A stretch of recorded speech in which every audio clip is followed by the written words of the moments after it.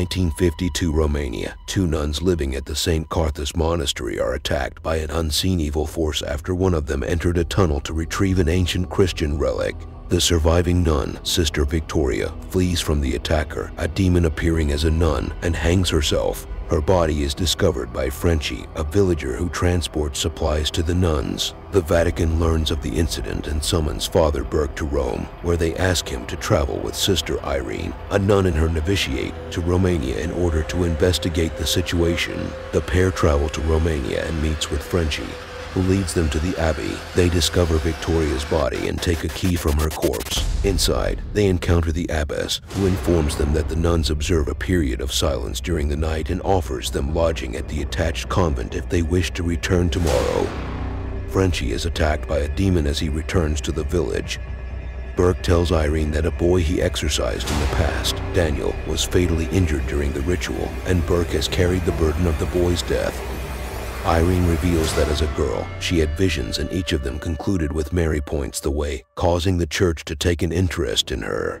That night, Burke is rescued by Irene after being buried alive in the graveyard by the demonic entity. The next day, Irene and Burke return to the Abbey, but only Irene can enter as it is cloistered. She meets some of the other nuns and learns that they are praying constantly, swapping in shift, to keep the entity at bay. Sister Owner reveals the Abbey was built in the Dark Ages as a castle to be used by the Duke of St. Carta, a powerful aristocrat obsessed with the occult. The Duke summoned the demon through a rift in the catacombs but was killed by Christian knights, who sealed the rift with a vial filled with the blood of Christ. However, the bombings during World War II reopened the rift, unleashing the entity. Burke identifies the demon as Valak and discovers the abbess has been dead all along. Frenchie heads back to the Abbey to help Irene and Burke. Irene is attacked by Valak and joins the nuns in desperate prayer to ward off the demon. When the group reunites, Irene discovers that none of the nuns she had seen and talked to were real and she had been praying alone. Later realizing that Sister Victoria had been the last nun in the Abbey and had sacrificed herself to stop Valak from possessing her body and unleashing evil. Theorizing that Valak can only be stopped if they seal the rift with the blood of Christ contained in the reliquary, the trio retrieves the vial with the key Victoria possessed. Irene informs Burke that God has called her to make her solemn vows as a nun and asks Burke to elevate her to the status of a professed nun, which he does in the Abbey's chapel.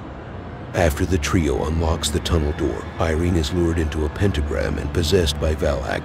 Frenchie smears some of the blood of Christ on her face, casting out the demon. Burke is wounded by Daniel's ghost as Valak starts to drown Irene in a flooded chamber. Irene expels the blood of Christ in the demon's face, banishing it as the rift is sealed. After Frenchie resuscitates Irene, he reveals his name as Morris. Unbeknownst to the others, Morris has been possessed by Valak, as evidenced by an inverted crucifix on the back of his neck. 20 years later at a university seminar in Wakefield, Massachusetts, Carolyn Perrin watches as Ed and Lorraine Warren present footage of their attempt to exorcise a possessed Morris. In the footage, Morris grabs Lorraine, giving her visions of Ed dying, causing her to scream in horror and lock herself in her bedroom for 8 days, which initiates the Warrens' investigation of the Perrin farmhouse haunting. If you dare to venture further into the realms of horror, don't forget to like, subscribe, and stay tuned to Flicks and TV for more spine-chilling tales and eerie encounters. Until next time, may your nightmares be unforgettable.